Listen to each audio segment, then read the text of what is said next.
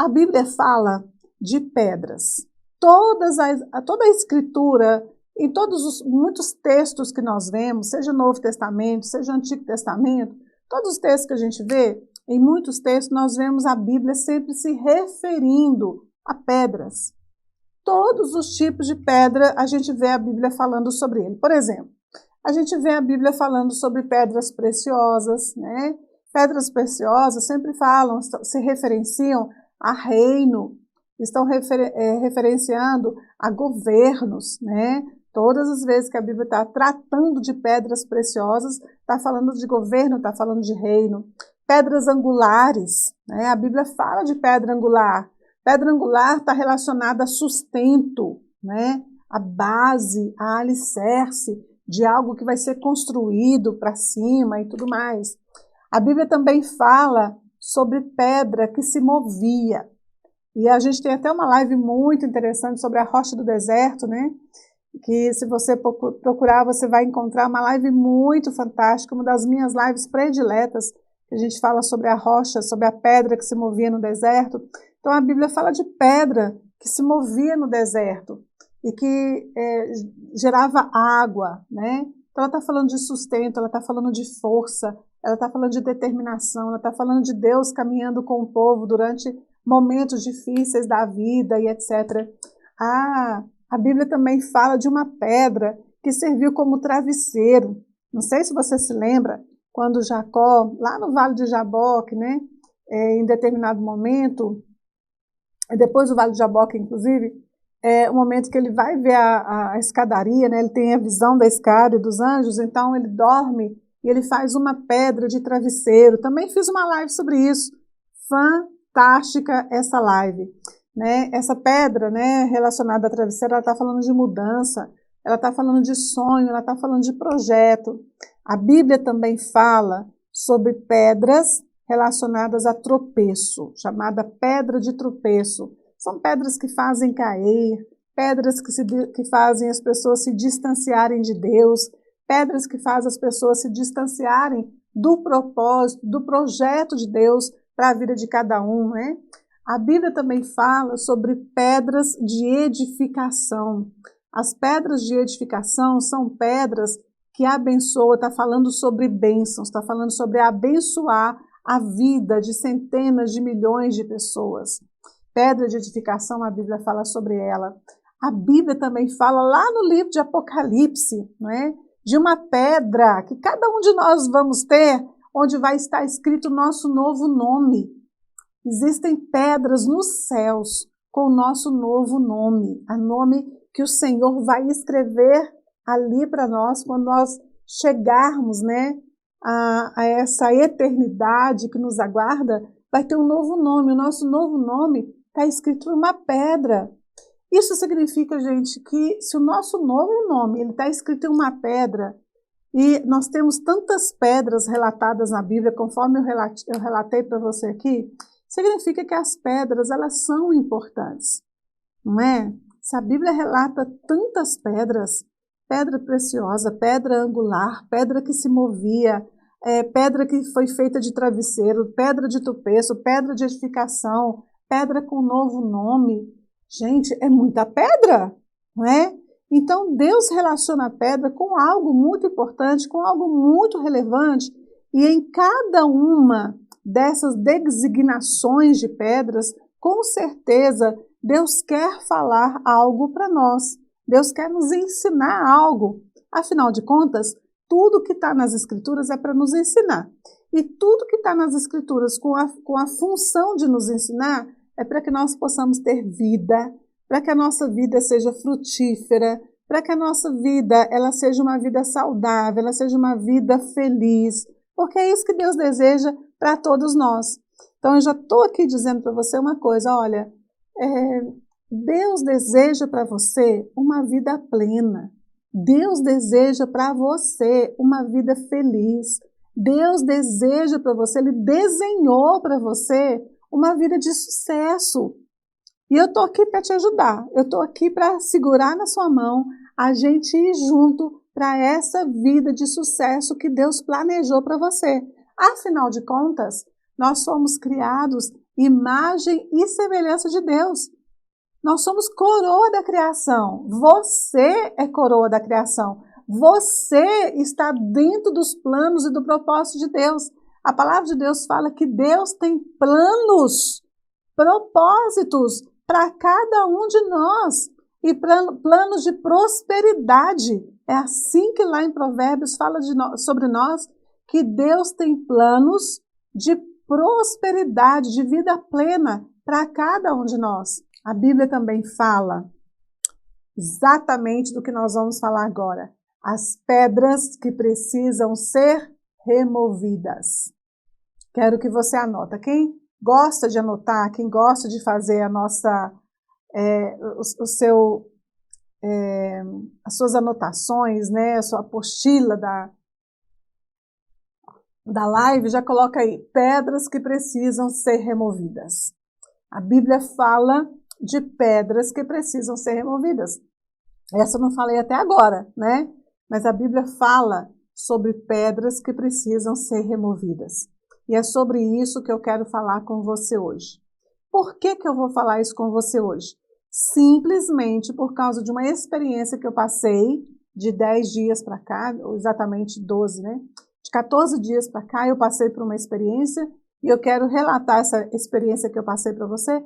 E Deus falou muito comigo durante essa experiência que eu passei aqui de 14 dias para cá.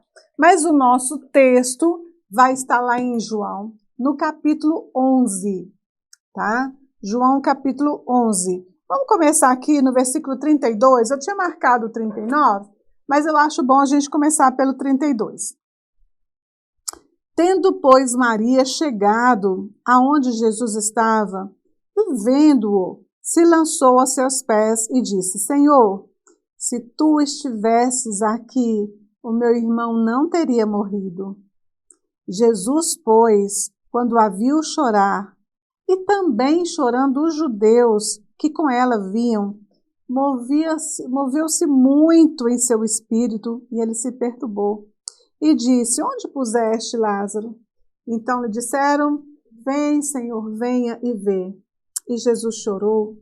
Disseram, pois, os judeus: Olha só como Jesus o amava. E alguns deles disseram: Não podia ele, que abriu os olhos aos cegos, fazer também com que este não morresse?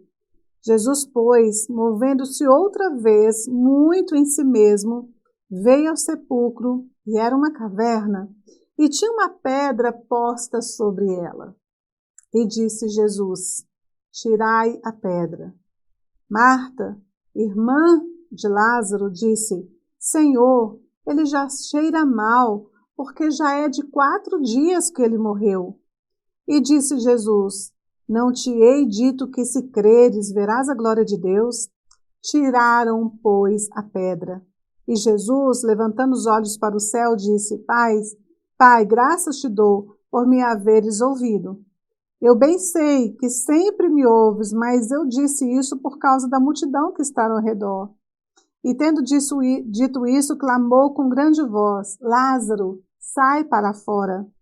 E Lázaro saiu, tendo as mãos e os pés ligados com faixa, e o seu rosto envolto num lenço. Disse-lhe Jesus: Desligai-o, desamarrai-o e deixa-o ir. Muitos, pois, dentre os judeus que tinham vindo a Maria e que tinham visto o que Jesus fizera, creram nele. Queridos, eu quero que você marque aí com você no versículo 39. Marque esse versículo. Disse Jesus: Tirai a pedra. Esse é o versículo que eu quero que você guarde, que você memorize de toda essa história. Qual é a história que nós estamos relatando aqui? Uma história já conhecida, uma história tão conhecida de tantas pessoas que já se tornou íntima de cada um de nós, que é a história da ressurreição de Lázaro. Lázaro já estava morto há alguns dias.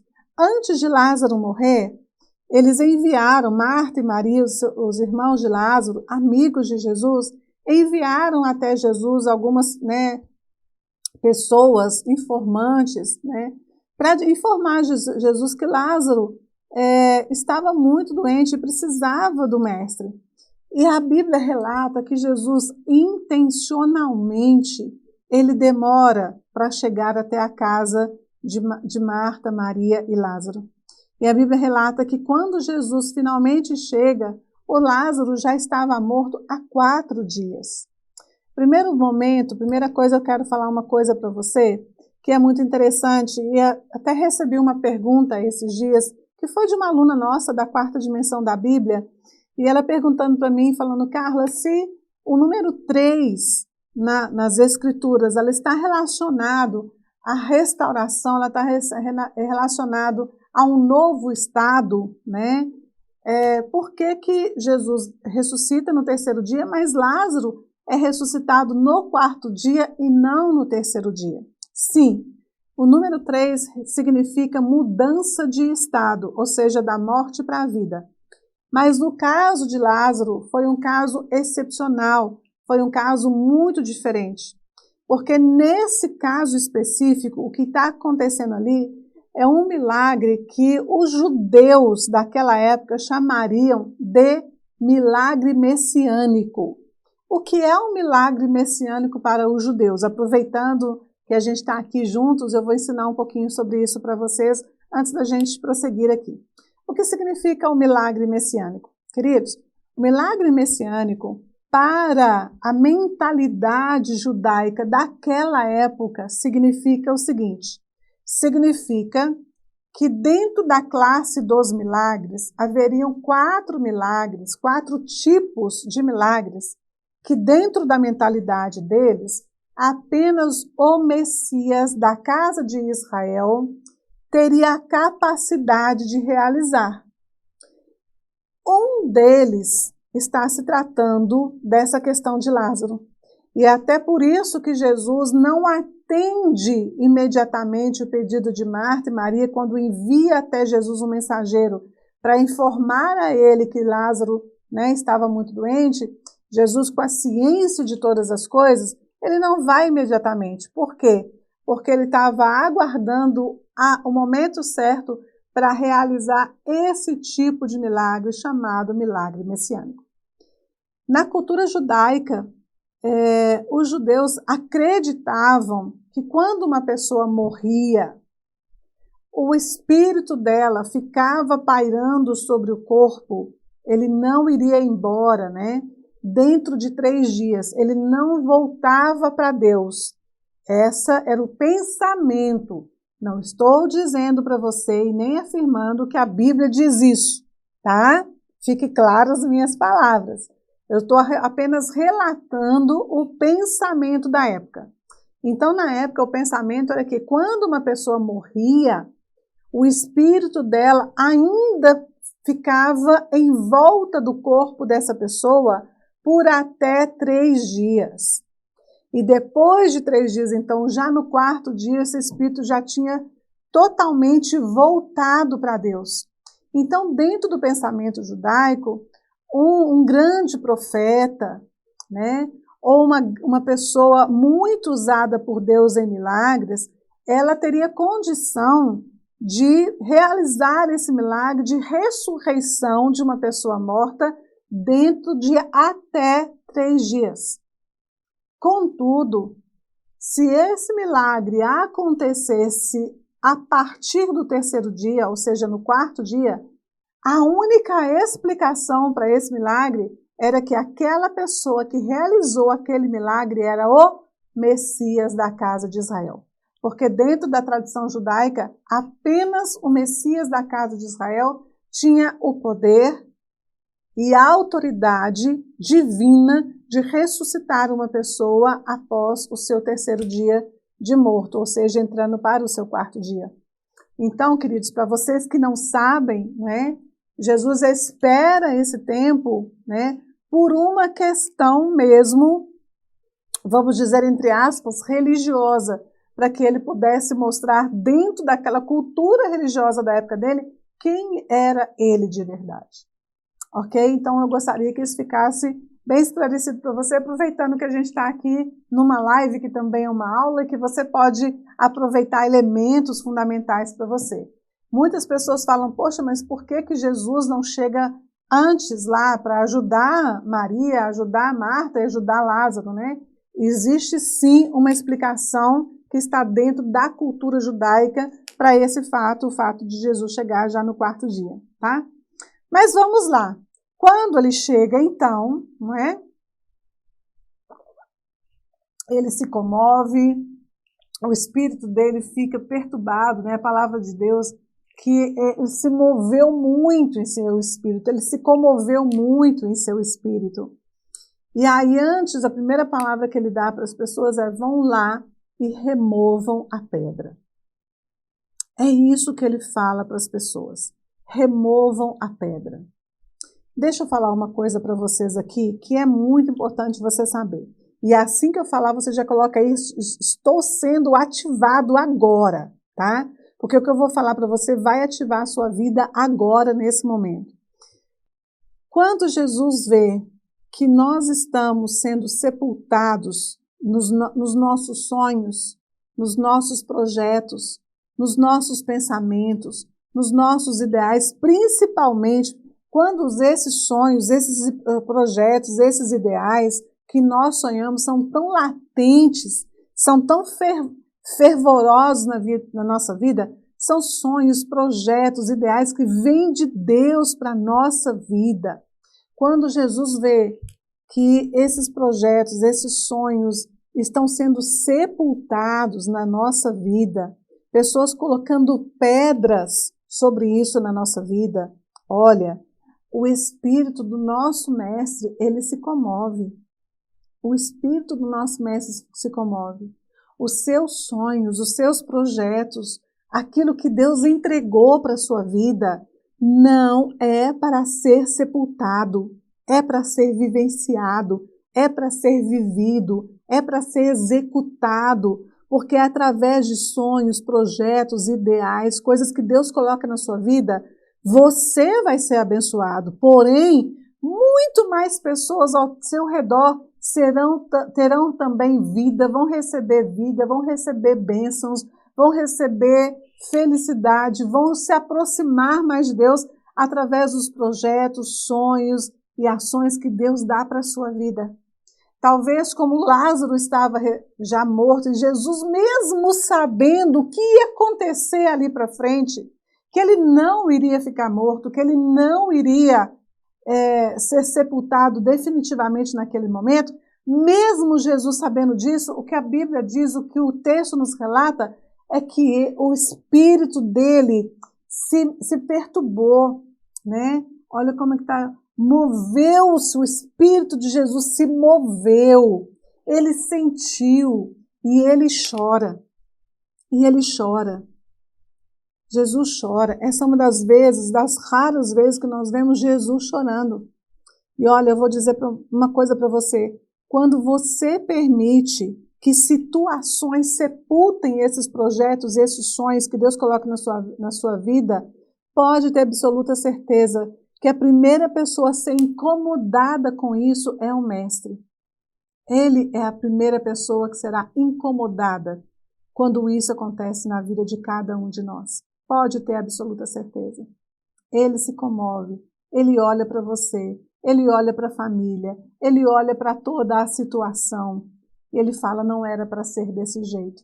Não foi para isso que Deus fez cada um de nós como coroa da sua criação. Não foi para ter os nossos projetos vindos de Deus sepultados. Não foi para isso. Não foi para isso que Deus nos criou a sua imagem e semelhança, para ver os projetos que Ele colocou em nós sendo sepultados.